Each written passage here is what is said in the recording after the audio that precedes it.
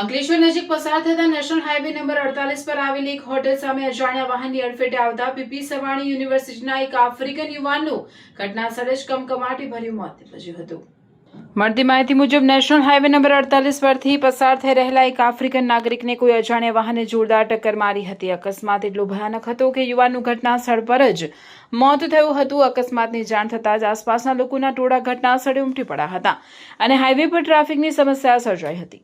ઘટનાની જાણ થતાં સ્થાનિક પોલીસનો કાફલો તાત્કાલિક ઘટના સ્થળે દોડી આવ્યો હતો। પોલીસે મૃતદેહનો કબજો મેળવીને પોસ્ટમોર્ટમ માટે નજીકની સરકારી હોસ્પિટલ ખાતે ખસેડ્યો હતો।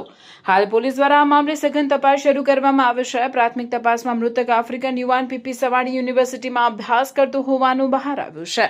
તે અહીં કેવી રીતે પહોંચ્યો તેમજ અકસ્માત કયા વાહન સાથે થયો તે દિશામાં પોલીસે આસપાસના સીસીટીવી ફૂટેજ તપાસવાની કાર્યવાહી હાથ ધરી છે।